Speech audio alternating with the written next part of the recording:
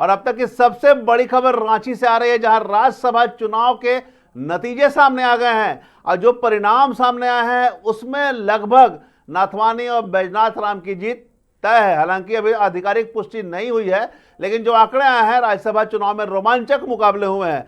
हालांकि 3 vote illegal हो गए थे, फिर भी परिमल नाथवानी ने जीत दर्ज की है। परिमल नाथवानी को जीत मिली है। 3 वोट इनवैलिड हो गए थे, जिसके बावजूद नाथवानी ने 28 वोट पाकर राज्यसभा की सीट जीत ली है।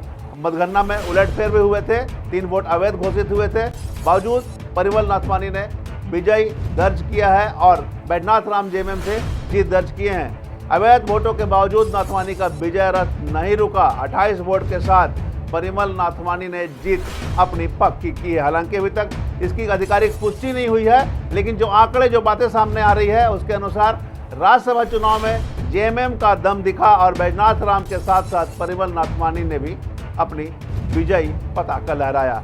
बैजनाथ राम और परिमल नाथवानी की जीत पूरी तरह से तय हो चुकी है, सिर्फ औपचारिक घोषणा बाकी है। लेकिन जो आंकड़े सामने आए थे उसमें परिमल नाथवानी को 31 वोट मिले थे, लेकिन 3 इनवैलिड घोषित कर दिए गए।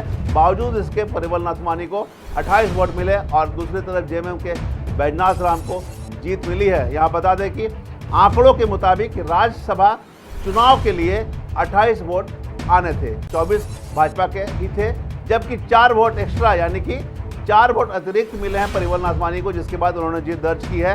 जबकि उन्हें अगर हम बात करें तो 7 वोट अतिरिक्त मिले हैं, जो कि 3 अयोग्य घोषित कर दिए गए हैं। बावजूद इनके परिमल नाथवानी ने जीत दर्ज की है, यानी कि एनडीए समर्थित उम्मीदवार परिमल नाथवानी ने राज्यसभा चुनाव में जीत दर्ज की है, जबकि जेएमएम से बैजनाथ राम ने जीत दर्ज की। हालांकि अभी इसकी औपचारिक पुष्टि नहीं हुई है, लेकिन जो बातें सामने आ रही, जो सूत्र बता रहे हैं उसके अनुसार परिमल नाथवानी और बैजनाथ राम ने अपनी जीत दर्ज की है।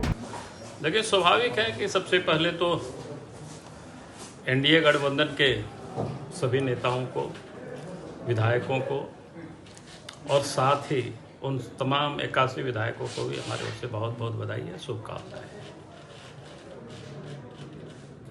क्योंकि जिस प्रकार से नाथवानी जी को 28 वोट मिला और प्रथम ही वरीयता में जो जानकारी मिली है कि उनकी जीत सुनिश्चित हो गई, तो इससे आप समझ सकते हैं झारखंड के जो मतदाता है, खास करके हमारे जो विधायक हैं, काफ़ी सुलझे हुए हैं, काफ़ी समझदार हैं। उनको पता है कि राज्य हित में किनको वोट देने से इस राज्य के हित में होगा। और स्वाभाविक है क्योंकि परिमल नाथवानी ने 8 से 14 और 14 से यानी लगातार जो 2 टर्म यहाँ से रह चुके हैं, तो उनको लोग, उनका कामों को लोग देख चुके हैं, उनको लोग नज़दीक से देखे थे और उन्होंने भी झारखंड को देखा है और झारखंड के लोगों से भी उनका अच्छा परिचय है।